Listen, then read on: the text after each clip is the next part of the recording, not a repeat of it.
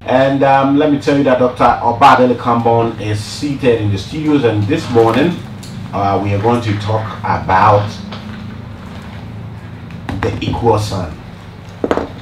What kind of strange topic is that? The equal sun will kill Africans. So then you'll be there on WhatsApp and somebody sends you a picture of somebody and said, don't receive call from this man. If you receive call from this man, you will die. This is this. So this one we are looking at the equal sign and how it affects we Africans. How it affects us negatively, and how it blurs our understanding of ourselves and how we should live our lives. You know.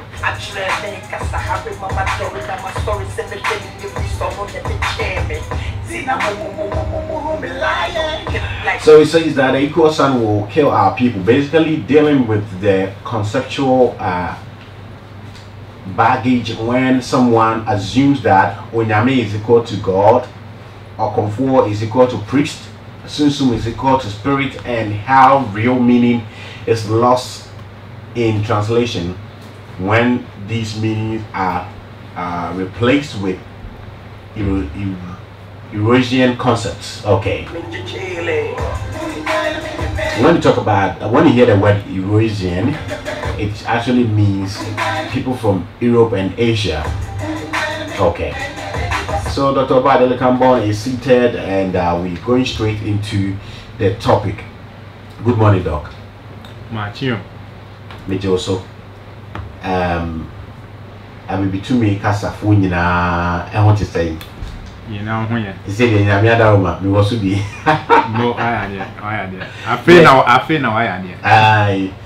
So now you can actually reach out to me on abbey2me.com.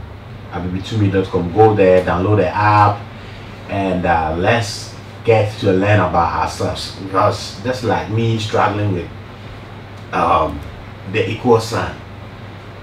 Doc, what's wrong with the equal sign that it has the power to kill Africans? So this is a very good question. I hope my mic is up because I'm hearing a little echo.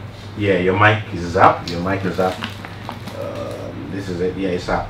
Okay, good. Yeah. So when we're talking about the equal sign will kill our people, it's basically this idea that when we put an equal sign between African concepts and Eurasian concepts, again, to even talk about Europe is a fiction. It's a figment of imagination, because if you look at the map, and anyone can do this right now, you will see that Europe and Asia is really just one landmass. To talk about Europe as though it's its own freestanding continent, and that's not done in many places in the world, that if you look at the map, you'll see Europe and Asia just one landmass. It would be like saying, I want Ghana to be a continent because I'm from Ghana, so therefore I'm from the continent of Ghana, then the rest of Africa is its own thing. So it's really just one landmass, but that's a sidebar. There's a quote that I want to give you from one of our esteemed African now ancestors, and his name is Baba Jedi Shemsu Jehuti. And in the quote he says, African champions must break the chain that links African ideas to European ones and listen to the voice of the ancestors without European interpreters. I'll come again. And again I quote, he says, African champions must break the chain that links African ideas to European ideas and listen to the voice of the ancestors without European interpreters. So basically what happens is they will come and say, okay, God. Now if you look at the etymology of the word God, it's related to words like Gothic, when they say Gothic architecture or Goth music or so forth and so on. But it refers to poured earth, it refers to mounds, basically mounds of dirt that these white people used to pray to. Now, because they would pray to these, mounds of dirt, now they come and then they'll say, oh, God equals Awurade Nyankopɔn. Now, what happens when they give us this concept of God? Well, the indigenous concept of Awurade Nyankopɔn, Awurade being the feminine aspect of the creator and Nyankopɔn being the masculine aspect of the creator. There are gold weights. Matter of fact, I have a gold weights chart that goes into them. I actually have that gold weight myself. But it shows that Awurade is represented as a triangle. You can picture this like the womb. Then Yonkopon is represented as a spiral. You can picture this as a sperm that's in the womb. And basically the idea is that to create, to be a creator, it requires both masculine and feminine aspects. So our concept of the creator is both feminine and masculine in complementary balance. However, there's this concept out of Eurasia of Manichean dualism. I'll say that again, Manichean dualism. And in that type of concept, you have one thing has to be good and its opposite has to be bad. And if I ask anyone, usually they can think very much like a Eurasian, anyone who's been through white schools and so forth and so on. So if I ask you between white and black, according to Eurasian thought, again the thought of Europe and Asia, which one is good and which one is bad between white and black, according to their thought? That's a question to you. Which one is? Which one is considered to be good and which one is considered to be bad by these white people? If they say between white and black, which is good, which is bad? According to the white concept, white is good, bad is black, black is bad. Exactly. So that's their concept. If you say between man and woman, which one is good, which one is bad? Yeah, man is superior than woman. And you can find actually they say man is pure whilst woman is evil. Right. And you see this in the stories that they tell, where in their stories they'll say, okay, the fall of man came about because of a woman. This woman cut this man's hair and then brought the downfall. All these types of concepts are very much in line with white thought. Now, this is what we're talking about in terms of the Manichean dualism. One thing is good and its opposite is evil. And this is not in concert with African thought, which is based on complementary opposites. So this is the idea that one thing completes the other one. So in order to create life, you require both masculine and feminine. And you see this in African concepts of the creator. So whether I'm going to Amen and Mut from ancient Kemet, whether I go to Arade Nyankopong from Akan, whether I go to Ata na Nyongmo, Ata, exactly from the Gaz, whether if I'm talking about Mau Lisa, where Mau is actually the feminine and Lisa is the masculine. So people say, oh, Mau, that's God.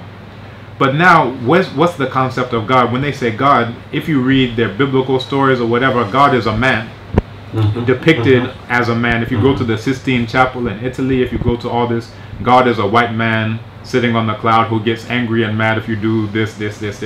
He'll make you burn an entire eternal hellfire if you do this. So again, what this is going into is that their concept is an entirely different thing. They're saying this is a man, our concept is masculine and feminine. But if we put this equal sign, what often happens is that it obliterates our indigenous concept of what this is. So if you look on the back of a trotro, they'll have written Aya Arade. And then they'll have a picture of this white man, which is Caesar Borgia, the illegitimate son of Pope Alexander VI, right? So if you say Arade, what in the world does that have to do with the feminine aspect of the creator, which is what our indigenous concept was? Again, the equal sign has killed our concept of what the creator is. Now, again, when we're talking about Manichean dualism, this is a trend that you find in Eurasian thought. And in their thought, one thing has to be good, the opposite has to be bad. So by the same token, if I said, well, this thing is good all the time, and if whites say, you know, man is good all the time and woman is bad all the time, it would be just as much of Eurasian. Now I'm hearing it clearly from my own mouth.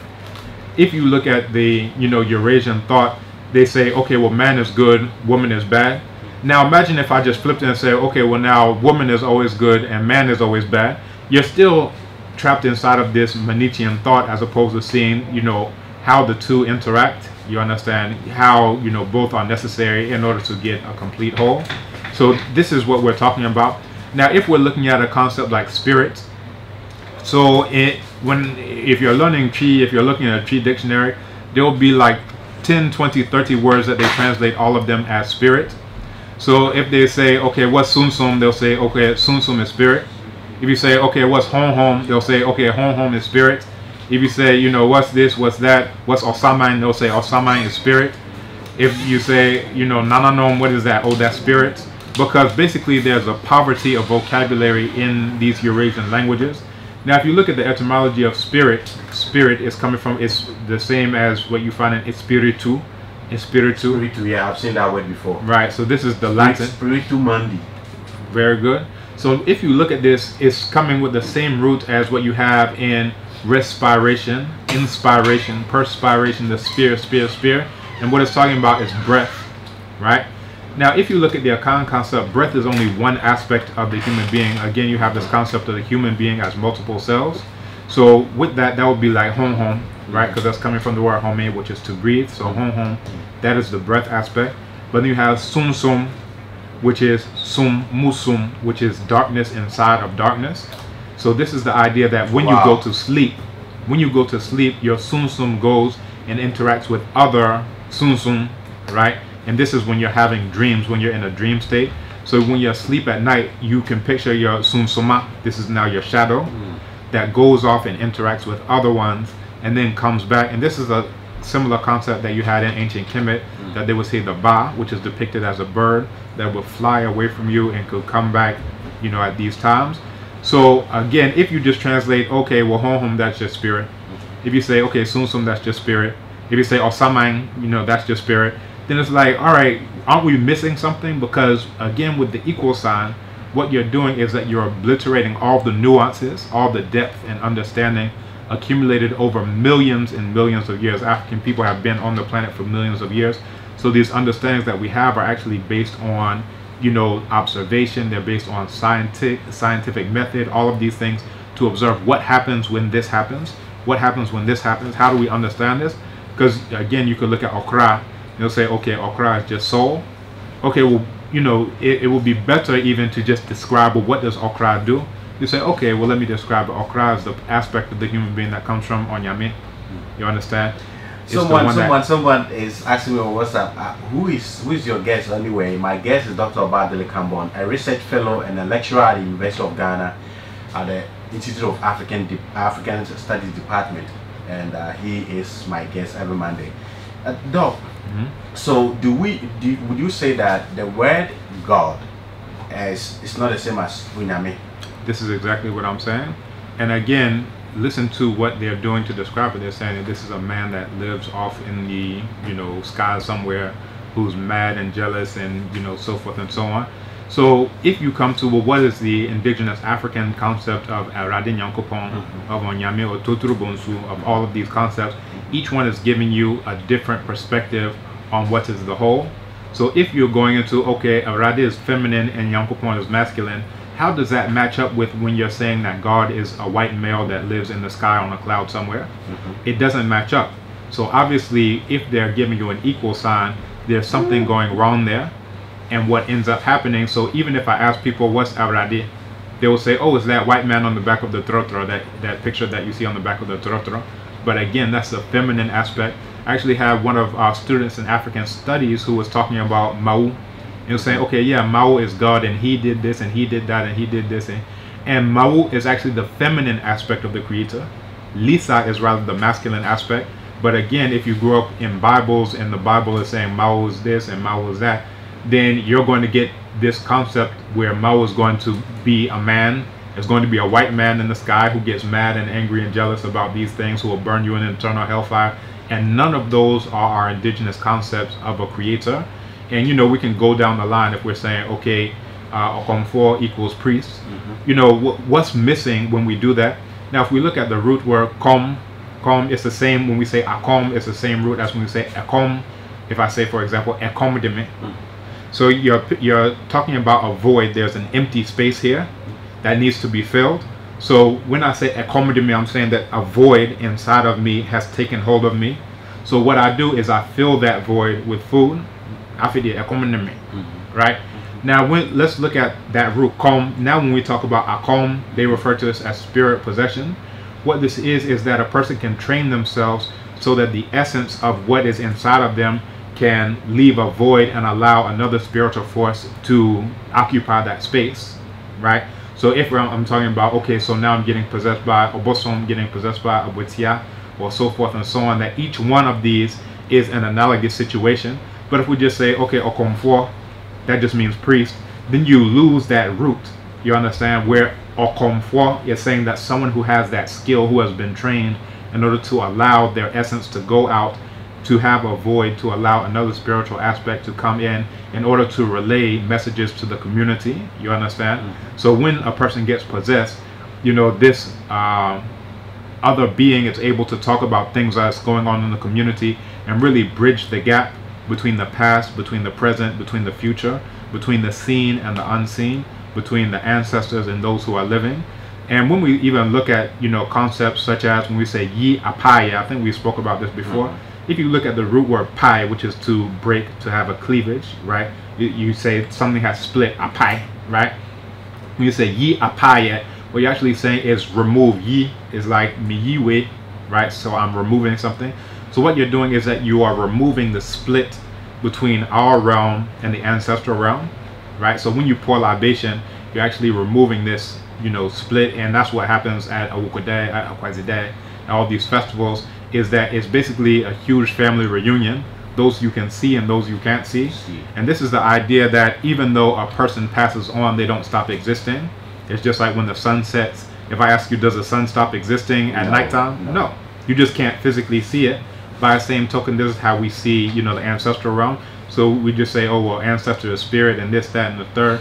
But if we're not looking at what are the words actually telling you, because our worldview, our African deep thought is built into those words. But if we just say, okay, yi apaya, apaya is just libation. It's like, haven't you lost something in the translation if you just make this equal sign equivalency? So if I get you, do you therefore mean that, well, those words actually goes a bit to mean the same thing, but just that we the African have more meanings to it? For example, the priest versus Okomfu. What is the root word of priest that will make it wrong for us to equate Okomfu to priest? Very good. So again, you would have to look into the etymology of the word priest. We can see the use of the word priest, especially where we're coming from a Catholic type of situation where you have, you know, all these males. They have restrictions. You're not allowed to sleep with women. You're supposed to do this. You're supposed to do that. You have archbishops. You have so forth and so on. But if you're looking at it, there's nothing in the word priest, even as a native speaker of English, and I'm a native speaker of English. If someone says priest, you would say, okay, does that mean to you someone who has a void and allows another spirit to take possession of them? It's not in the word. You understand? So there's nothing. Practically, no. That's. I think they do that. So who is doing this? Yeah, the priests. And today we call them pastors and stuff. So this is an entirely different thing. So what happens when you don't understand the concept of this alien religion that has come to you? So what you have now are people, and matter of fact, we were having a discussion in African studies. We were saying what many of these people who are calling themselves priests are doing. If they were doing this in the 1400s or whatever, they would be burned alive. They would be burned at the stake. You understand? Why? Because what they're doing is not part of Christianity. You can't find in the Bible, okay, you're supposed to have this or bosom come in and drive out and do this and do that. So what they're doing is what we would actually refer to as syncretism. Syncretism. Now, what is syncretism? This is saying that you are blending your traditional spiritual systems with these alien spiritual systems. So if you look at, you know, priest is coming from a Germanic origin. It's related to Dutch priester, German prester, based on ecclesiastical Latin presbyter, which is coming from elder. So this would be the equivalent of saying opinion. Okay, so that's what we have, church elders. So you have church elders, but again, the root word of priest is elder. Is elder. So if I say is okomfor and opinion the same thing? No, right? So opinion is referring to someone who has gotten older, right? Opinion. So if you're saying this, then all right, are you getting the full meaning of what okomfor is? If you're just saying a word that means elder. So again, you have two different aspects to look at. One is etymological, you know, origin. The other one is contemporary usage, right? And again, both of these can give us insight. So if you're asking someone in a contemporary situation, okay, what exactly is, you know, a priest? Would you get a concept, a native speaker of English, would you get a concept, oh, this is someone who gets possessed by obosom, right? Okay. There was, most people who would use the word priest don't even know what the word obosom is. But in other hands, the priest in the Christian world also sometimes get hold of the Holy Spirit. So again, this is what we're talking about. So if you are saying, all right, they're getting possessed with the Holy Spirit, according to these same priests, what the Okomfo is getting possessed with is demonic demons. You understand? So again, are you looking at it from your perspective as an African, or are you looking at it from their perspective? And then again,